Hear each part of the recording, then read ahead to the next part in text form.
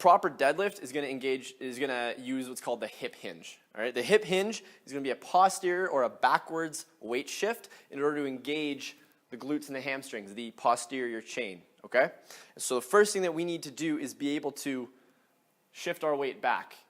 All right, once we can shift our weight back, we can work on squeezing the glutes and the hamstrings in order to propel ourselves back to the top. At the top of any hip hinge exercise, your glutes should be squeezed as if you're holding in a poop, all right? It's been a few hours and you're rushing to find the bathroom. You're squeezing those glutes as hard as you possibly can.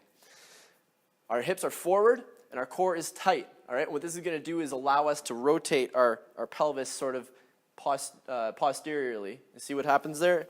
There. I'll tighten this up.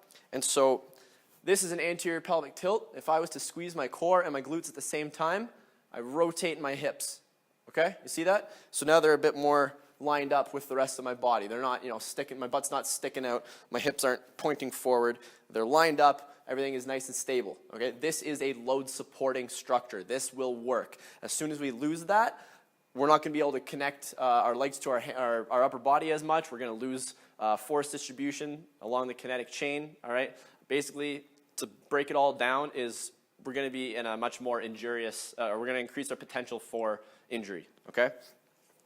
So, a proper hip hinge is going to be posterior weight shift with our torso coming forward. Now, I don't feel any of this in my lower back because my core is tight. As soon as you lose that abdominal tightness, that core tightness, as if you're preparing for someone to punch you in the gut, now I'm going to feel it in my lower back, all right? We need to keep our core tight as we tip forward with this backwards weight shift, and I can feel this stretch like crazy in my hamstrings and my glutes, all right? Now what I'm gonna do is I'm gonna use that stretch to propel my hips forward and back up. And essentially what I'm doing is, by driving my hips forward, I am going to straighten my whole body, all right? What I don't like to see is when people's shoulders start to come up first and they're either picking a weight up like this, or if they're squatting, they're kind of like trying to push the weight up, because that gets you into this rounded back position.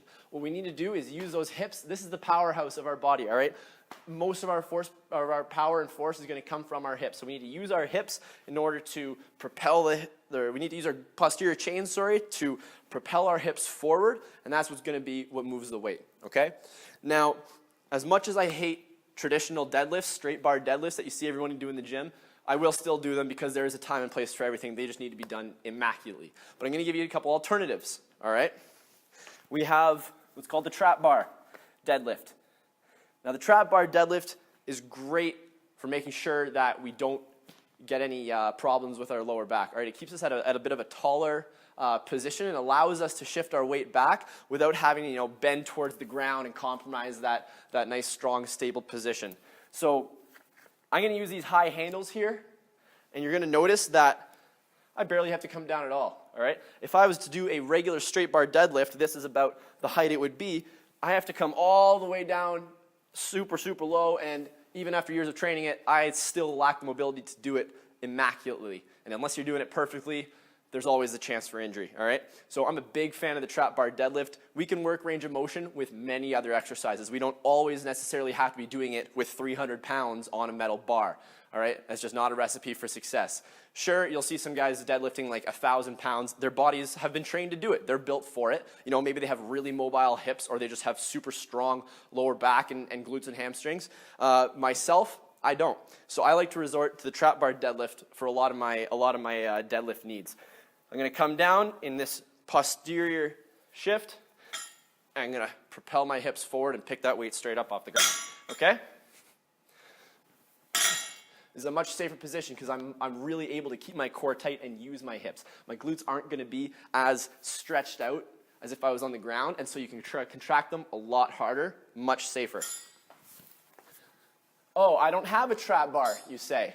That's okay. Do you have dumbbells? If you do,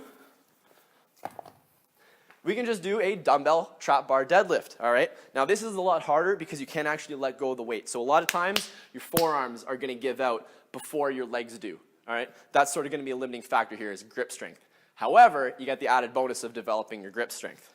So what I'm going to do is the first rep, unless you have them on benches, which I would recommend, is going to have to be from the ground. So you got to make sure that you're keeping perfect form.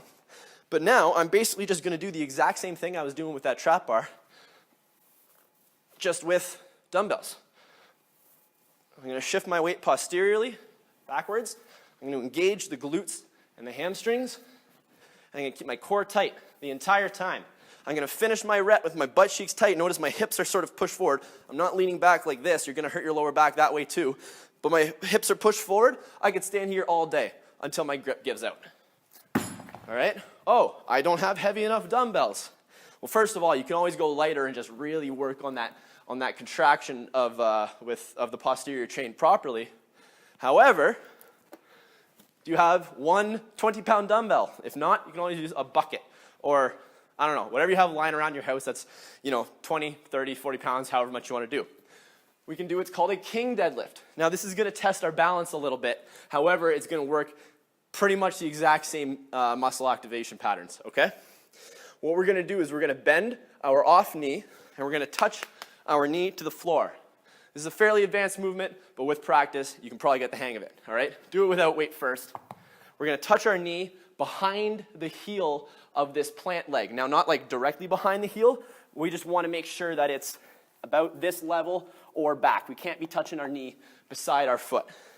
So I like to have my hands out forward as a counterbalance. I'm going to come down. I'm going to touch my knee.